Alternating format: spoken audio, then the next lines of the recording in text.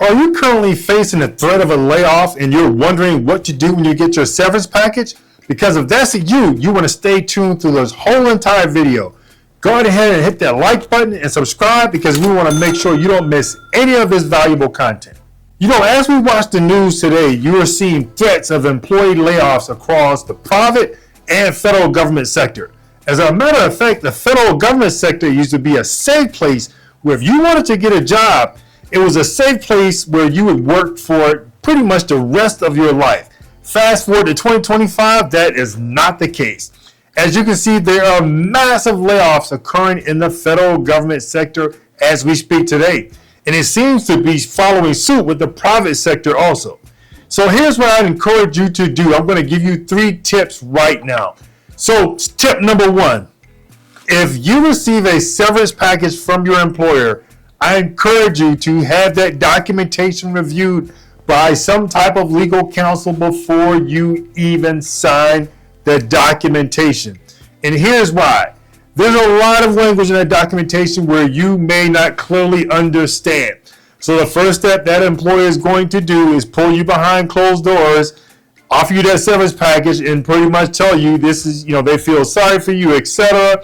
This is probably not anything to do with your job performance. It's just that the company is facing cuts.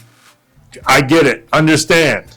But in terms of the documentation, that severance package that they give you, you want to make sure you have that review. And here's why.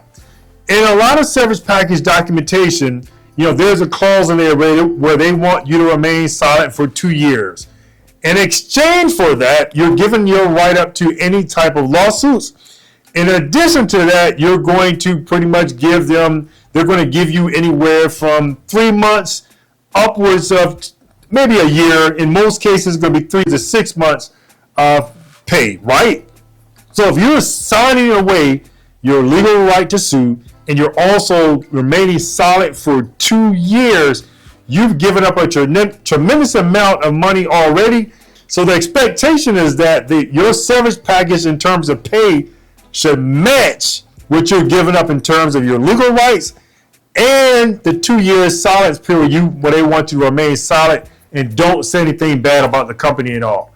So the reason why you want to get as much money as possible, because in tip 2, this is where you're going to make a decision. Are you going to go out and get a job, or this is going to be your opportunity to start your business? So if you're going to have, let's say, 3 to 6 months of severance package and you're thinking about starting your business, that's not going to be enough time for you mentally. And here's what I mean by that. The average person has been working their whole entire life. They don't know anything else but that job. So when you put them in a position where you tell them, look, you're only going to give them 3 to 6 months of severance package, that individual is going to automatically go back out there and look for a job because they're going to be scared. They're going to be frantic. But if you get an opportunity to get a year's, 2 years, or 3 years severance package, that's going to give you that ample opportunity to start your business and build your business, as we stated in tip 2. So if you're starting and building your business in tip 2, this gives you an opportunity to pretty much do what you have to do to ensure your business succeed, right? Because you got anywhere from a year to 3 years to make this happen. So you will know this right upwards of your first 6 months. If you start to see your sales and there's a lot of progress in terms of opportunity for you to build your clientele, in that first 6 months, you'll have a general idea to know if you're cut out for this business. Actually, if you spent most of your life in your employer's business, making sure that your employer's business succeed, you can do that same exact thing in your business. So that's why we encourage you to try to get anywhere from 1 to 3 years severance package so you can invest the time and necessary resources to make your business succeed in tip 2. For tip 3, we encourage you to learn as much as possible about the stock market. Why? If you look at your elected officials and if you look at a lot of the stock trades that they're placing, you will have a fundamental idea of what to trade. Why? Because if you have an elected official, let's say for example, Nancy Pelosi. Nancy Pelosi has been doing very well in the stock market. So if you look at a lot of her trades, you can follow the same trade with the success that she's making and make those trades and make money also. But I wouldn't solely rely on your elected officials, making certain trades. I would pretty much invest in the education and learn about stock trading. Me, myself, I took the opportunity to take a course. I invested some money in that course to make sure I learned everything I need to know about stock trading.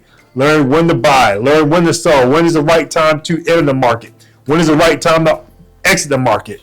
Options, trading. I would encourage you to learn as much as you can, because during 2025, there's going to be a tremendous amount of money made in this stock market. So just wanted to give you those 3 tips as you're going through the process of, you're not sure if you're going to be laid off, but the signs are there. Just wanted to make sure you have the preparation and the tools that's going to help you out. So we encourage you to subscribe to our channel so that you can be aware of all of our upcoming future video releases.